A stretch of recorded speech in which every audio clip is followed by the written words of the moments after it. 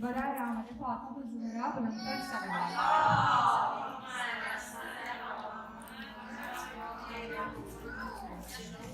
السلام علیکم ورحمۃ اللہ وبرکاتہ. اعوذ باللہ من الشیطان الرجیم. بسم اللہ الرحمن الرحیم. وبہ نستعین وہو خیر المعین. وفوض امری الی اللہ ان اللہ بصیر بالعباد. الحمد للہ رب العالمین والعاقبۃ للمتقین والجنۃ للموحدین والنار للملحدین. الصلاة والسلام علی سیدنا و نبینا و حبیب قلوبنا و شفیع ذنوبنا مولانا ابو القاسم محمد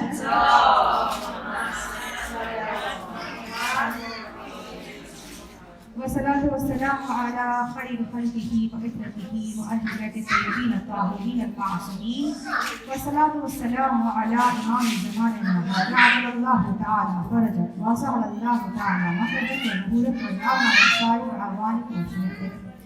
أما بعد فقد قال في كتابه المبين والفرقان الحميد بقية الله خير التي وأنتم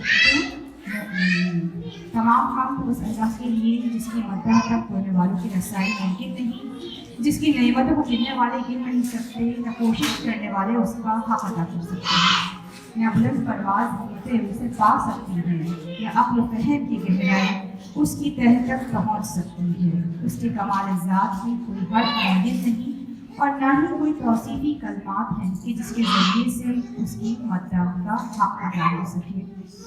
اور توحید کا جو یعنی اخلاص کا جو منارہ ہے وہ توحید ہے. شکرگزار ہے اس پروردگار کے کہ اس نے اپنے نبی برحق کے ذریعے سے ہماری رہنمائی فرمائی، اپنی کتاب کے ذریعے سے ہماری ہدایت فرمائی اور ولائے علی کے ذریعے سے ہم پر اپنی نعمتوں کو تمام کیا. کہ پروردگار قرآن میں یہ ارشاد فرماتا ہے وَإِن تَعُدُّوا نِعْمَتَ اللَّهِ لَا تُحْصُوهَا، کہ اگر تم میری نعمتوں کو شمار کرنا چاہو تو بھی شمار نہیں کر سکتے، اسے گن نہیں سکتے. تو عزیزان وہ کون سی نعمت ہے کہ جو ہم اور آپ گن نہیں سکتے، اس کو شمار نہیں کر سکتے.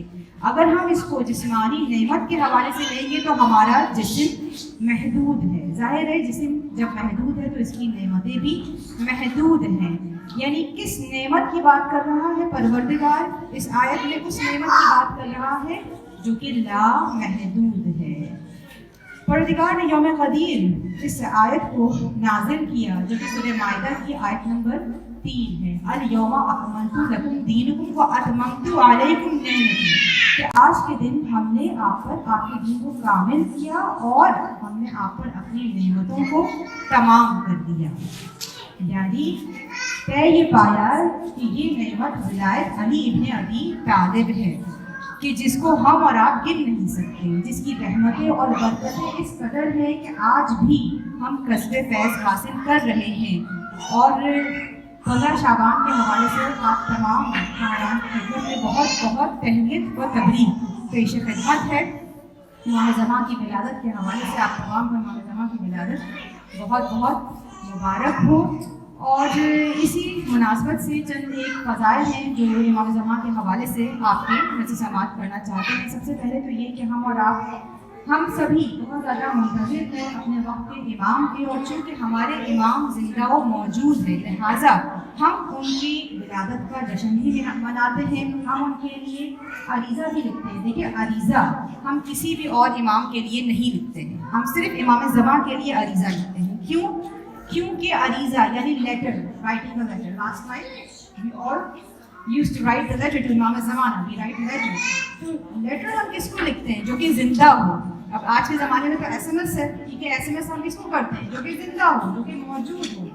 مردہ کو تو ہم لیٹر نہیں لکھتے، مردہ کو تو ہم ایس ایم ایس نہیں کرتے. یعنی یہ عریضہ لکھنا ایک طرح سے ہمارے ایمان کو کامل کرتا ہے کہ ہمارا امام زندہ ہے اور موجود ہے.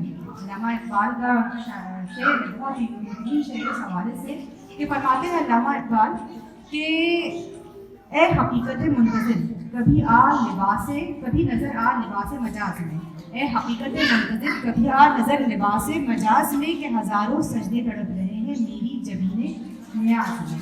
یعنی امام زمان علیہ السلام وہ وجود ہے کہ جس کے لیے یہ دنیا انتظار کر رہی ہے. دنیا کس چیز کا انتظار کر رہی ہے؟ دنیا عدالت کا انتظار کر رہی ہے. دنیا در انتظار عدالت، عدالت در انتظار مہدی. یعنی دنیا عدالت کا انتظار کر رہی ہے اور عدالت امام زمان علیہ السلام کا انتظار کر رہی ہے، اور ہم اور آپ بھی امام کے منتظرین میں سے ہیں. در بہجت ایک کتاب ہے جو آیت اللہ تقی بہجت کے فرمودات پر مشتمل ہے اور ان سے کیے جانے والے سوالات پر مشتمل ہے. اس کتاب میں اس طرح سے ایک شخص کا سوال لکھا جاتا ہے جو کہ اس نے آیت اللہ تقی بہجت سے کیا تھا کہ کیا وجہ ہے کہ امام ظہور نہیں کرتے جبکہ اس قدر مومنین ہیں، یعنی لاکھوں کروڑوں مومنین ہیں جو کہ انتظار کر رہے ہیں اور الجل الجل کی صدائیں بلند کر رہے ہیں، تو کیا وجہ ہے کہ امام ظہور نہیں کرتے؟ تو صلوات پڑھیں.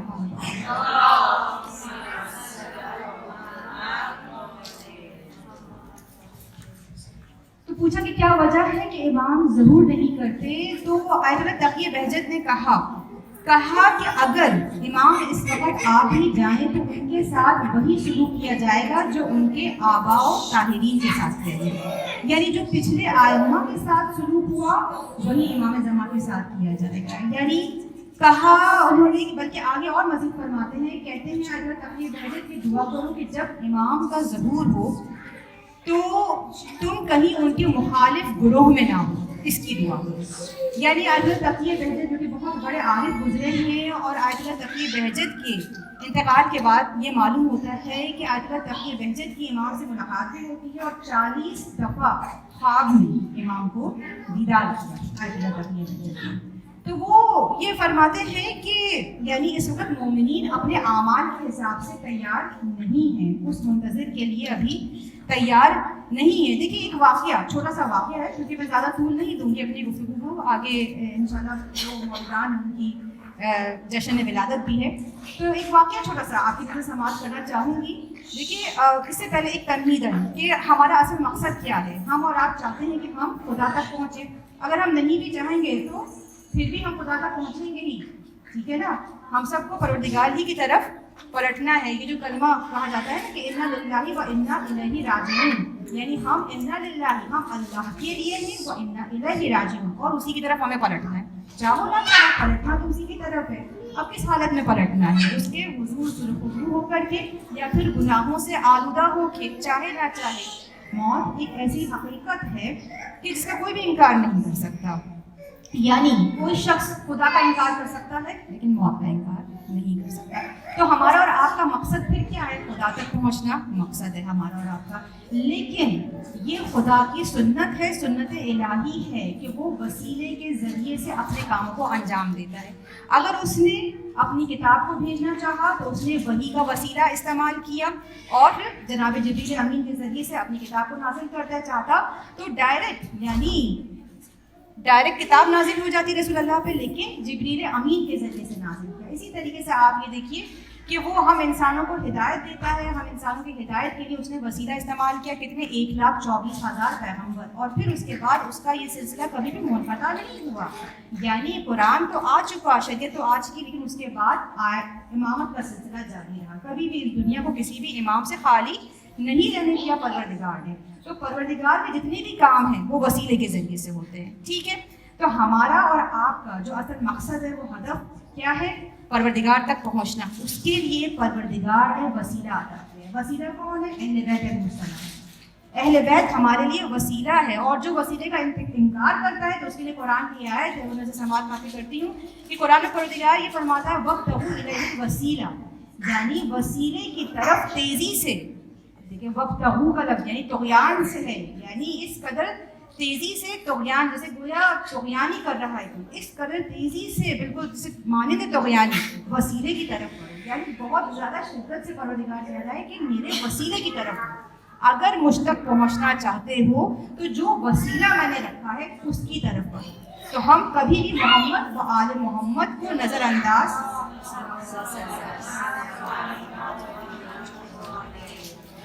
عزیزاً محمد والے محمد وسیلہ ہے. محمد والے محمد کو نظر انداز کر کے کوئی شخص بھی خدا تک نہیں پہنچ سکتا. اب جب ہم چاہتے ہیں ہم خدا تک پہنچیں تو وہ خدا کون ہے؟ وہ اللہ الخالق، وہ اللہ العزیز، وہ اللہ المومن، یعنی پروردگار تو سبوح و قدوس ہے، یعنی وہ پاک و پاکیزہ پروردگار ہے. تمام جتنے بھی دنیا آسمان ہے اس کی تسبیح کر رہے ہیں. تو کیا اس پاک و پاکیزہ پروردگار تک کوئی رجس، کثافت، گناہ، آلودگی پہنچ سکتی ہے؟ پروردگار تو دور کی بات ہے، جو پروردگار کا وسیلہ ہے ان تک بھی ہم نہیں پہنچ سکتے اگر ہم گناہوں میں ملوث ہوں گے. کیوں؟ کیونکہ پروردگار کا ارشاد ہے انما ولیکم اللہ ورسولہ والذین آمنوا الذین یقیمون الصلاۃ ویؤتون الزکاۃ. کہ پروردگار نے فرمایا انما یرید اللہ لیذہب عنکم الرجس اہل البیت ویطہرکم تطہیرا. پروردگار یہ کہہ رہا ہے کہ میرے وسیلے پاک و پاکیزہ ہیں، ان سے میں نے رجس کو دور کیا. صلوات پڑھیں.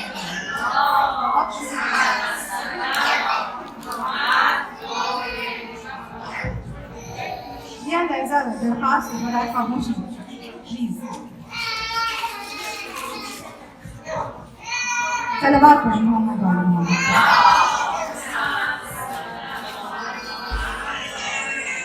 امام صادق علیہ السلام، امام صادق علیہ السلام کے ایک صحابی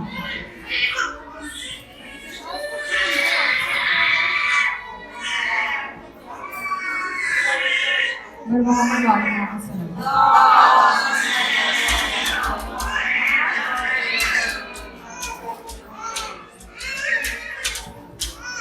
امام صادق علیہ السلام کے ایک صحابی جو ان کے ہمراہ ہمیشہ ساتھ ساتھ رہتے تھے، بہت زیادہ ساتھ ہمیشہ امام صادق علیہ السلام کے ساتھ رہتے تھے. ایک دفعہ ایک کافر آیا اور وہ جو صحابی تھا امام کا اس کو برا بھلا کہنے لگا، گالیاں دینے لگا. تو امام کے صحابی کو غصہ آ گیا، پلٹ کے انہوں نے بھی اس کو گالی دینی شروع کر دی. تو امام فوراً اپنے اس صحابی سے الگ ہو گئے. تو کہا کہ مولا یہ مجھے گالیاں دے رہا تھا، مجھے برا بھلا بول رہا تھا، تو میں نے بھی جواب اس کو گالیاں دی. تو امام نے کہا کہ جب تک خاموش تھے اور صبر کر رہے تھے تو ایک فرشتہ تمہاری طرف سے اس کو جواب دے رہا تھا، لیکن جیسے ہی تم نے بولنا شروع کیا وہ فرشتہ تم سے جدا ہو گیا. اور جب فرشتہ تم سے جدا ہو گیا تو ہم ملائکہ سے افضل ہیں، میں تمہارے ساتھ تمہاری ہم نشینی کیسے اختیار کر سکتا ہوں؟ یعنی امام اس کی ہم نشینی اختیار نہیں کریں گے جو گناہوں میں آ جائے. تو کیا ہمارے وقت کے امام ہمارے ساتھ کنیکشن میں رہ سکتے ہیں اگر ہم گناہ انجام دیں؟ امام کی غیبت میں ہمارا کیا فریضہ ہے، یعنی ہمارے اوپر کیا لاگو ہے، ہماری کیا ذمہ داری ہے؟ اگر مختصر میں کہوں تو امام کی ایک حدیث آپ کی نظر سماعت کرتی ہوں. امام یہ کہتے ہیں کہ کوئی چیز بھی ہمیں ہمارے شیعوں سے دور نہیں کرتی بجز ان کے وہ اعمال جو ہمیں ہرگز پسند نہیں ہیں. یعنی امام یہ کہہ رہے ہیں کہ ہمیں ہمارے شیعوں سے جو چیز دور کرتی ہے وہ ان کے گناہ ہیں جو انجام دیتے ہیں. اگر وہ گناہ انجام نہ دیں تو ظاہر امام کا ظہور جلد ہو جائے، کیونکہ ہر چیز ٹھیک ہو جائے، امام کے ایوان و انصار بھی تیار ہو جائے. اور اس حوالے سے ایک بات ہمیشہ ذہن میں رکھیے گا کہ امام زمان کا ایک خاص تعلق ہے امام حسین علیہ السلام سے. امام زمان کو یعنی جتنے بھی معصومین ہیں ان کے حوالے سے امام زمان کی معرفی کروائی گئی ہے، لیکن سب سے زیادہ جس کے حوالے سے امام زمان کو بیان کیا گیا ہے اور جس کے حوالے سے امام زمان کا تعارف کروایا گیا ہے وہ امام حسین علیہ السلام ہے. خود امام حسین علیہ السلام کی ایک حدیث ہے کہ امام حسین یہ کہتے ہیں کہ میرا قائم میری اولادوں میں سے نوا امام ہوگا، جو کہ میری اولادوں میں سے ہوگا، اس کے لیے غیبت ہوگی اور اس کی میراث اس دنیا میں اس سے چھین لی جائے گی. یہ امام حسین فرماتے ہیں امام زمانہ کے لیے. یعنی کیا فرماتے ہیں؟ وہ تو ٹھیک ہے کہ امام زمانہ امام حسین کی اولادوں میں سے نوے ہیں، ٹھیک ہے، نوے امام ہیں. دوسرا یہ کہ غیبت ہوگی، لیکن پھر کہا کہ اس کی میراث اس کی زندگی میں اس سے چھین لی جائے گی. تو یہ کس طرح کی میراث کی بات کر رہے ہیں؟ وہ میراث ہے حکومت و ولایت در دنیا، جو کہ حق ہے صرف اور صرف امام کا. کیوں؟ کیونکہ دیکھیے کہ دنیا جس طریقے سے چل رہی ہے، جو بھی کچھ اس دنیا میں پیش آ رہا ہے، چاہے اگر آپ یعنی کہ جو نیچرلی جو چیز ہماری زمین سے اگتی ہے، جو بھی خلقت عالم ہے، جو بھی ایکٹیویٹی ہو رہی ہے اس کو دیکھیے، یا پھر ہم انسان جو بھی کچھ کر رہے ہیں، ہم سب ایک دوسرے سے کنیکٹڈ ہیں. جو بھی کچھ ہمیں حاصل ہو رہا ہے وہ در حقیقت ایک دوسرے سے کنیکشن کے ذریعے سے حاصل ہو رہا ہے. یہ دنیا ایک ہم آہنگی کے ساتھ چل رہی ہے، تو لہٰذا ضروری ہے کہ اس کو चलाने वाला भी इन उमूर पर महारत रखता हो और इन तमाम चीज़ों को जानता है, और कोई भी इतना एक्सीलेंस नहीं रखता, इतनी महारत नहीं रखता जैसे कि मासूम है, जैसा कि हुज्जत है। और परवरदिगार ये कहता है कि अगर रसूल काफ़ी की हदीस से बयान कर रही हूँ कि जो कि बहुत ही मुतबर किताब है अहादीस की, कि उसूल काफ़ी में बयान है कि फरमाता है परवरदिगार कि अगर ये दुनिया एक दिन भी इमाम के बगैर रही तो अपने अहद के समय धंस जाएगी। इमाम का वजूद लाजिम व मलजूम है, लिहाजा इमाम हुसैन अलैहिस्सलाम से ऐसा कनेक्शन है, ऐसा राब्ता है कि इमाम का ज़हूर किस दिन है? इमाम का ज़हूर जुम्मे के दिन है। कहाँ से ज़हूर करेंगे? खाना काबा से ज़हूर करेंगे। जुम्मे के दिन इमाम का ज़हूर है, खाना काबा से ज़हूर करेंगे। और रोज़ कौन सा होगा? रोज़े आशूरा ज़हूर करेंगे। और जब ज़हूर करेंगे तो किस तरीके से अपना तारुफ करवाएंगे? इमाम कहेंगे अला या अहले आलम अना इमामुल कायम, ए अहले आलम सुन लो कि मैं इमाम कायम हूँ। अला या अहले आलम अना समसामुल मुंतकिम, ए अहले आलम सुन लो कि मैं ही वो तलवार हूँ जो हुसैन के खून का बदला लेने वाली। अला या अहले आलम इन्नी जद्दिल हुसैन, इन्नी जद्दिल हुसैन कत्ल अतशान, ए अहले आलम सुन लो कि मेरे ही जद हुसैन है कि जिन्हें प्यासा कत्ल और शहीद कर दिया गया। यानी जब इमाम ज़हूर करेंगे तो अपनी मौरफ़ी भी इमाम हुसैन के ज़रिए से। तो बस आप तमाम के लिए एक जुमला बस हदियतन आपको दे रही थी, इसको नोट कर लें, इसको गिरा से बांध लें कि हम तमाम गैबत इमाम में किस तरह से सुबह करें, हमारी सुबह हुसैनी हो ताकि हमारा अंजाम महफूज हो। ठीक है, बस कुछ अशार आपकी तरफ समाप्त करूँगी और अपनी गुफ्तगू को तमाम करूँगी। सलावत भेजे मोहम्मद। उससे पहले एक दस्तूर अमल, एक मुजर्रिद दस्तूर अमल है जो कि आयतुल्लाह तक़ी बहजत का बताया हुआ मुजर्रिद दस्तूर अमल है और तवस्सुल है इमाम ज़मान से। बहुत ही मुख्तसर है और बहुत ही मुजर्रिद है, लेकिन वक्त खास है। वक्त कौन सा है? फजर से पहले का वक्त है, फजर काज़िब से फजर सादिक़ के दरमियान, यानी फजर से पहले 10 मिनट फजर से पहले इस अमल को अंजाम देना है। 14 दफ़ा दुरूद पढ़ें, बीच में 40 दफ़ा या साहिबुल जमा अदद कीजिए और फिर आखिर में 14 दफ़ा दुरूद पढ़ें। कैसी भी हाजत होगी, यहाँ तक कि इमाम ज़मा से मुलाकात की भी अगर हाजत है तो वो हाजत पूरी होगी। 14 दफ़ा दुरूद, 40 मरतबा या साहिबुल जमा अदद की 14 दफ़ा दुरूद। किस वक़्त? फजर से पहले, 10 मिनट फजर से ऊपर पहले, जैसे सहरी है 10 मिनट बस फजर में रहते हो, तो इंशाल्लाह आप तमाम की मुराद पूरी होगी। और हमारी और आपकी सबसे ज़्यादा जो दिली मुराद है वो तो यही है कि हमारे इमाम का ज़हूर हो जाए। तो इमाम की कुछ अशार इमाम की शान में है, ये खालिक की अदालत का तकाजा है, ये खालिक की अदालत का तकाजा कि जान लेवा है कोई तो जान परवर भी हो। और छुप कर जब पर्दे में बहकाता है इब्लीस लईन, छुप कर जब पर्दे में बहकाता है इब्लीस लईन, तकाजा अदल का पर्दे में एक रहबर भी। सलावत परवरदिगार से दुआ है कि हमारे इस करीब से अमल को कबूल फरमाए। बारगाह में परवरदिगार जो भी हमने जिक्र अंजाम दिया है उसको कबूल फरमाए। आप तमाम का यहाँ पर आना, आप तमाम की यहाँ पर आमद कबूल फरमाए और खानम फरीमा व खानम नफीसा उनके खानवादा के साथ उनको ये खुशियाँ बहुत मुबारक फरमाए। उनके फर्जंदान को सेहत, तंदुरुस्ती, तूले हयात, कामयाबी, कामयाबी दुनिया व आखिरत नसीब फरमा। और परवरदिगार हमें हमारे गुनाहों की तकफीर फरमा, हमारे गुनाहों की बख्शिश फरमा, हमारे वो तमाम गुनाह बख्श दे जो दुआओं को कबूलियत तक पहुँचाने से रोक देते हैं। परवरदिगार जो बीमार हैं उनको शिफायाबी इनायत फरमा, शिफाए कुल्ली इनायत फरमा, शिफाए जिस्मानी व रूहानी इनायत फरमा। तमाम के जितने भी मुरीद हैं उनके वालिदैन को सलामत रख, उनकी औलादों को सलामत रख, सेहत, ज़िंदगी, तूले हयात, कामयाबी, कामरानी दुनिया व आखिरत इनायत फरमा। परवरदिगार जितने भी मुरीद हैं उनके रोज़े रिज़्क़ में बरकत इनायत फरमा। जो भी जिन्होंने महफिल का इनेकाद किया है उनके भी रोज़े रिज़्क़ में बरकत नसीब फरमा। ऐसा रिज़्क़ अता फरमा जो हमें हमारे परवरदिगार से करीब करता है। वो वहाँ से रिज़्क़ अता फरमा कि जहाँ से हमारा गुमान भी ना हो।